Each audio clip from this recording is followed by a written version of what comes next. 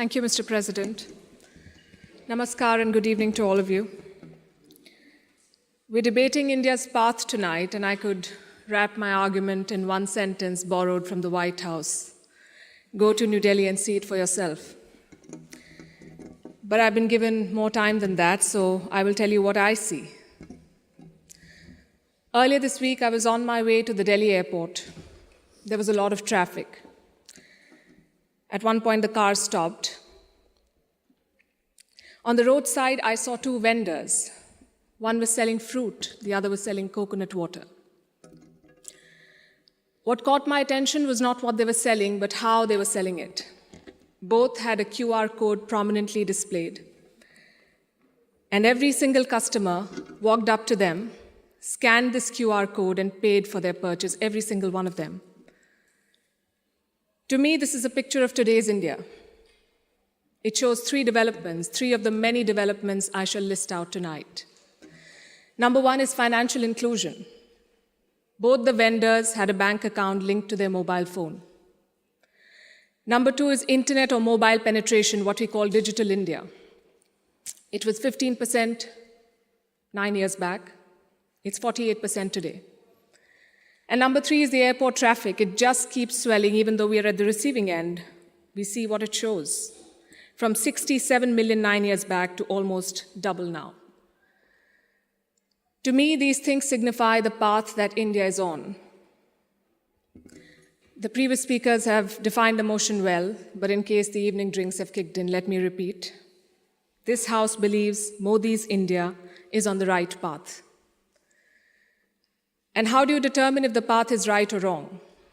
You look at numbers, data, surveys, reports. I shall refer to all of these as I make my arguments. But I also want to dwell on something that's more personal, more important, I think, yet unquantifiable. I'm talking about the experience of living in today's India. I have lived in many Indias. The wary India where exciting policies and positions were abandoned. The self-doubting India, where decisions were taken based on global opinion. And today, a more confident India where the world comes for leadership and inspiration. You cannot put a premium on that. Indians are more prosperous at home and hence more confident abroad. Let me also tell you what I saw at the airport here in London, at the immigration counter. I saw Indians proudly flaunting their passport, none of the fidgeting or self-doubt of the last century. And if I may add, the immigration officer almost looked impressed. She was either a fan of India or just worried that she was holding up one of Rishi Sunak's relatives. We are proud of what we share with the world. Bollywood, masala chai, yoga, cricket. India today is a soft power giant. At the same time, India is not a timid democracy that tolerates terrorism or betrayals. When Pakistani terrorists attacked Kashmir's Pulwama, India carried out surgical strikes on Balakot. Today's India is not a pushover country. It's a world power denied. Today, invasions and colonialism are part of our history, not our identity. We are shaped by years of subjugation, not defined by them. We are excited about our global responsibilities, not wary of them. This change in confidence comes from growth at home. Which brings me to the numbers. I'll start with India's welfare state system and how it has fared in the past decade. 110 million new gas connections, 470 million bank accounts, 220 million insurance beneficiaries. And to be fair, the welfare concept is not new to India. It's been there for a while. What's new is the approach. It's not just about putting more money in the pocket, it's about empowering people. And the result, once again, the evidence shows in the numbers. India's per capita income has gone from 86,000 rupees in 2014 to 172,000 rupees now. It has doubled. And a big reason for that is the falling inflation, from more than 8% 9 years back to less than 6% today. And this, ladies and gentlemen, is in the middle of a global cost of living crisis. Foreign direct investment is at its highest level. Foreign trade is at its highest level. The growth mantra is connectivity. And I don't have to tell the British that. First thing you did in your colonies was build roads and railways.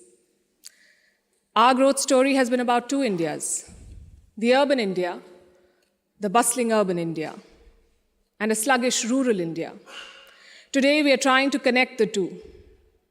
We are building more than 38 kilometers of highway every day, which is 50% more than what it was 7 years ago. The number of airports has doubled since 2014. The total capacity at seaports has doubled. This connectivity is what is driving India forward. You mentioned GST. Our constitution calls India a union of all states, which is a great tribute to our diversity.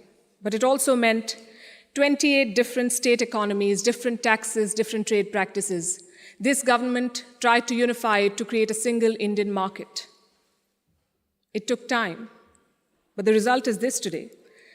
Tax collection is at its highest ever. The number of taxpayers has doubled since 2017. I have a lot of data I could go on, but you get the drift. So now I'm going to talk about India's global position. Because your path is also about your role in the world. Are you a troublemaker or a consensus builder? I think there is no doubt as to where India stands. India is a member of the Quad and the SCO. India is invited to the G7, but is also a member of the BRICS. India rubs shoulders with the West, but also leads the global South. Which other country can claim to juggle these roles? And how does India do it? Because we are not trying to play an outsized role in the world, we are trying to play the right role. In the Russia-Ukraine war, India has not taken sides. And I know it confuses a lot of people here, but back home the thinking is very clear. It is not in our national interest to pick sides and make things worse. India has excellent relations with Russia and the West, and we want to preserve that. It's like when your two good friends fight. Do you pick sides and make things worse? Or do you try to talk sense to them and bridge the divide? I know what a good friend would do. I see what India is doing. India has always been, or always tried, to be a part of the solution, not the problem. Look at our neighborhood policy. When Sri Lanka was sinking, India provided assistance worth $4 billion, no strings attached, no grudges held, for Colombo's proximity with China. A lot of people say that India is losing control of South Asia. I say South Asia was never India's to control. New Delhi is building relations based on mutual respect and equality, and the results show beyond government interactions. Countries like Nepal and Bhutan are using India's online payment systems. Students from the neighborhood come to India for training, grants, and scholarships. This government has aced what we call Buddhist diplomacy. It is leveraging India's position as a cradle of Buddhism. All these initiatives have made India popular. The world stands with us against Chinese expansionism. The global South looks up to us for leadership. The global North looks up to us for partnership. I think that's the hallmark of great diplomacy and statecraft, when you're loved and respected in all quarters. More importantly, when you're trusted in all quarters. India repaid that trust during the COVID-19 pandemic. When the world forgot about morals and globalization, India sent 24 crore vaccines to 100 countries. And you saw the result of that in Papua New Guinea. When Prime Minister Modi landed there, their Prime Minister touched his feet. This was not a personal gesture to a leader. This was a vote of thanks to the entire country. Let's talk about domestic affairs. Kashmir was brought up. This government abrogated Article 370. Today, Kashmir's economy is doing much better. 1.8 crore tourists visited the valley in the last year. That's the highest ever in Indian history, 1.8 crore. Kashmir is getting its first ever foreign direct investment, and that too from a company in the UAE. But since this is Kashmir, let's not limit ourselves to finances. Let's talk about security. Terror attacks in the valley have almost halved in the last few years. The numbers are staring in your face. Security is better, economy is better, Kashmir is better. Plus, we have corrected a historical wrong imposed on India. Let me also address something else that was raised by the opposite side, and that is religious intolerance. It's easy to quote anecdotal evidence and paint an entire country as intolerant. But random elements and sporadic incidents do not speak for India or its leadership or its government. Only policies do, and I'll tell you about those policies. More Muslim students got scholarships in Modi's first term than the previous government. I'm talking about 2 million more Muslim students. If the idea was to marginalize them, why give them more scholarships? Look at the government's Hajj policy. Prime Minister Modi held personal talks with the Saudi regime to increase India's Hajj quota. In 2014, it was 136,000. By 2019, it was more than 200,000. Again, if the idea was to marginalize Muslims, why increase the Hajj quota? This government abolished triple talaq. Would you call it reform or repression? Let me also tell you what a Pew study found in 2021. It runs counter to every argument that will be made here tonight. It found that 89% of all Muslims and Christians in India say they're free to practice their religion. I'll repeat, 89% of all surveyed Muslims and Christians, but no, let's build on perceptions and anecdotes, not on facts. I would also point you to all the social schemes, the bank accounts, the gas connections, the insurance policies. They're available to all citizens of all religions. Does that mean India cannot do better? Absolutely not. Even one incident of marginalization is one too many, but how would you judge an entire country's path?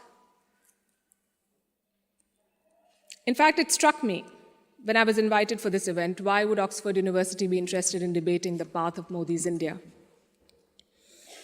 Because India has defied Western predictions. It's the world's largest democracy charting its own course. India today has shed the burden of trying to comply with Western constructs. No amount of lecturing or virtue signaling is shaking India's confidence, and that is what unsettles critics. There are hit-and-run experts with no accountability who make pronouncements based on their political leanings to create an anti-India narrative. GDP growth won't touch 5%. There was corruption in the Rafale deal. The government was snooping in opposition parties using Pegasus. All of these make for juicy headlines. And they make it look like everything is wrong in India. But when a Supreme Court investigation finds no wrongdoing, when India's growth crosses 7%, who is questioning these experts? When an 85% Hindu majority Karnataka votes out the BJP, is the West then lauding India's secular credentials? You see, to judge a country's path, you have to be able to separate agenda-driven narrative from facts. In conclusion, let me say this. For any country in the world, there is always a wrong path. Enough dictators and autocrats have shown us, but there is no single right path. Britain has its own right path. India has its own right path. As long as democracy is respected, as long as the Constitution is respected, I would say to each their own. It is wrong to judge one country on the parameters of another. And that has been the beauty of India since 2014. We've uplifted 140 million people out of poverty. We did so while conducting free and fair elections, dozens of them. We did so while protesting, debating, and dissenting. And finally, I think the hallmark of a right direction is also public approval. Do the people think you're on the right path? The people of India answered that question in 2019. Thank you.